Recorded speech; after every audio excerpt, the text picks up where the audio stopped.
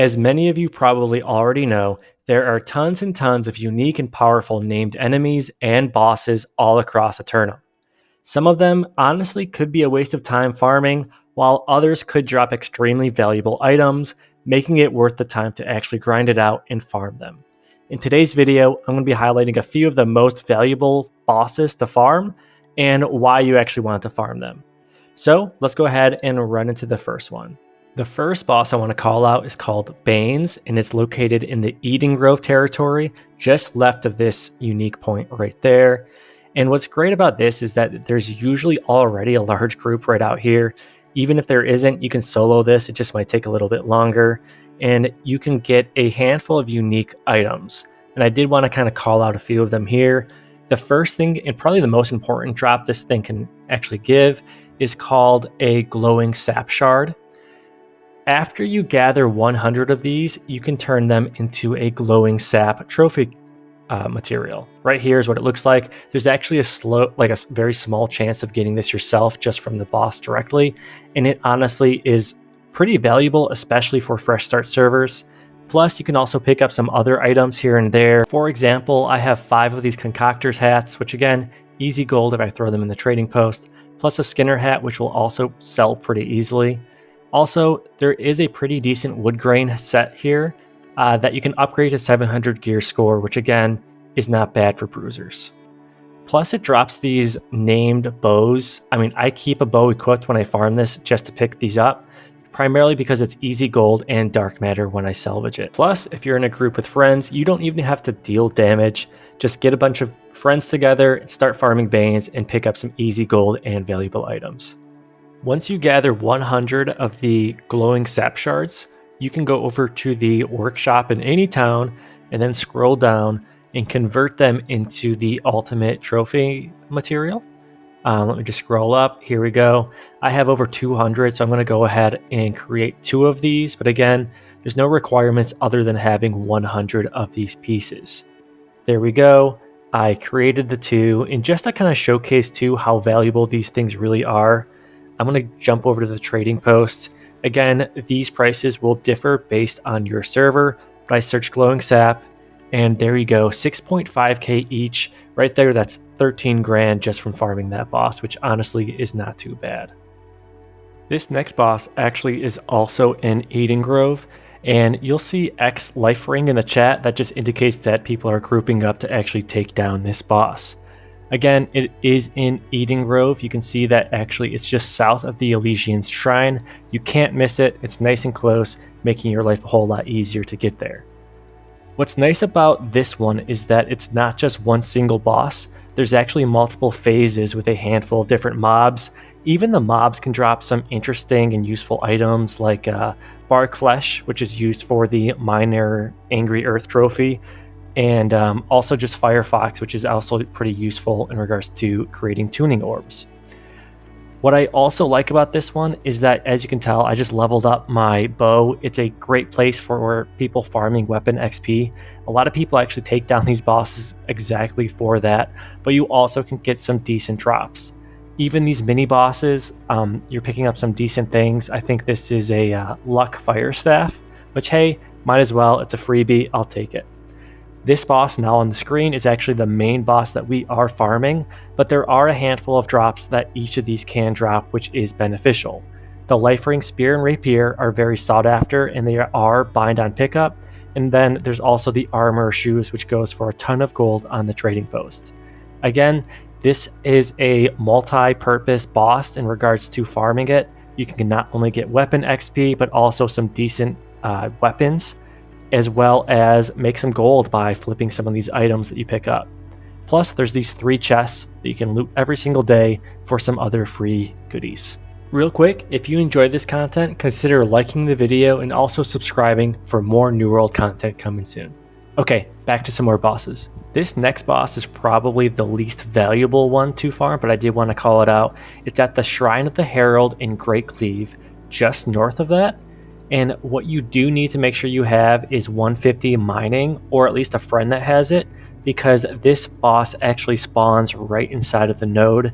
Once you take it down, 2 tentacles will appear. There they are, and these are the bosses I'm really talking about. They are very easy to take down. You can solo this, no problem, if you're level 65. And there is a chance of getting a unique item known as the Weaponsmith Pants. Again, there's a handful of different ways now to get these, so they're not super valuable, but it is worth picking them up just for personal use, so I did want to call it out. Plus, this other named enemy spawns right at the exact same location, and you can pick up a handful of nice crafting mods. I got a Freedom Craft mod here. Plus, you can actually pick up the Tanner Pants, which again, not super valuable, but it is pretty helpful when it comes to just personal refining. But if we do want to talk about some expensive, valuable items, we can go ahead and look up these next two items we'll be farming. The first being the Weaponsmith Shoes, which currently goes for 9,000 gold on my server, as well as the Weaponsmith Shirt, which goes for almost the exact same at 8,800. So when it comes to the Weaponsmith Shoes, we are going to go Yeti Hunting. To be more specific, I'm going to be moving over to Great Cleave and teleporting to the Battle Class Shrine. From there, you're going to move to the northeastern section. There's a giant ice mountain. You follow the path and you will find the Yeti at the very, very top. Now, keep in mind, you can solo this, but I do want to call out that this is not a super easy fight. This is probably one of the more difficult bosses to solo, but you can definitely pull it off.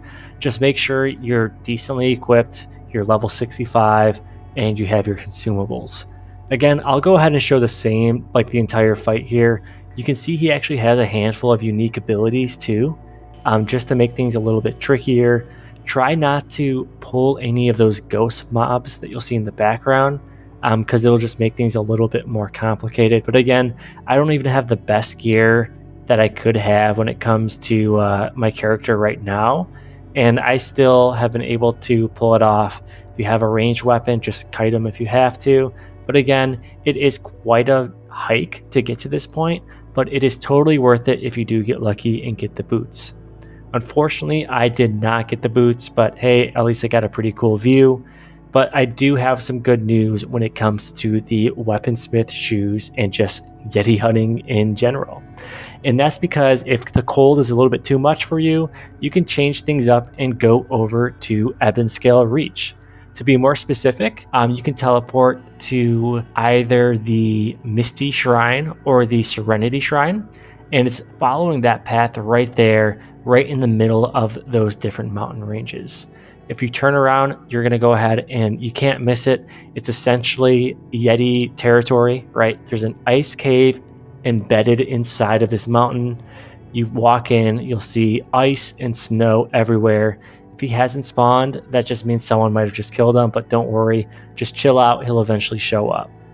Again, these Yetis have different names, but they both have a chance of dropping the Weaponsmith Shoes. I do recommend going for this one though. It is definitely easier to get here and easier to solo this Sessa boss. So I totally recommend you go ahead and head over to Ebonscale if you're hunting for these Weaponsmith Shoes. Now, when it comes to the Weaponsmith Shirt, things can get a little bit more complicated. You cannot really solo this one. And honestly, I did not have a group, but I did want to show you guys exactly who it is, which is this priest here. Again, that priest in Merkgard is who you have to defeat in order to get a shot at the Weaponsmith Shirt. Again, you can kind of guess how things went for me there.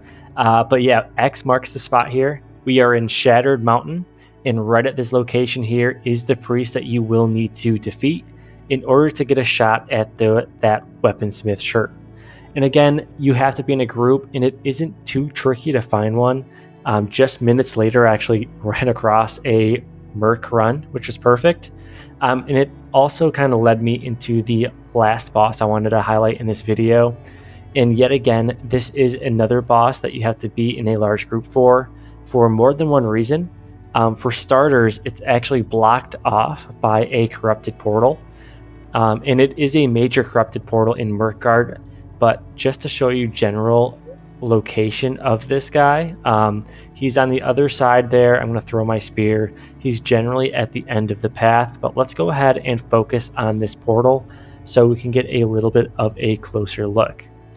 What's great about this one, and even the priest in the previous highlight I showed, there are a ton of very useful weapons. I'm flashing them on the screen right now.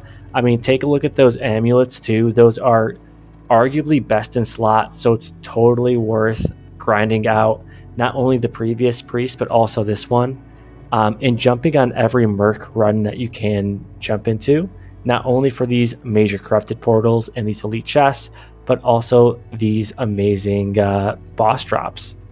So I went ahead and just threw my spear over there. Yes, I am that guy, but I did want to kind of really showcase who this is in regards to who you have to take down for some great gear. Again, I'm flashing the items again. For this boss, you have a chance of getting some of these great bind on pickup items that'll work across a handful of different sets. More specifically, those amulets and life staves are arguably best in slot. So I do highly recommend taking down this boss just to really finalize your build and prep you for some endgame content like Hive of Gorgons, Sandworm, and even PvP wars. Plus, who doesn't like elite ancient chests?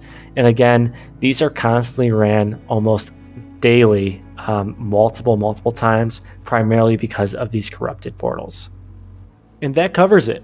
I hope you guys enjoyed today's video. Again, it did take some time to throw this one together, but I did think it was pretty important to really just highlight some of the great gear and items you can get simply by taking down a few bosses here and there.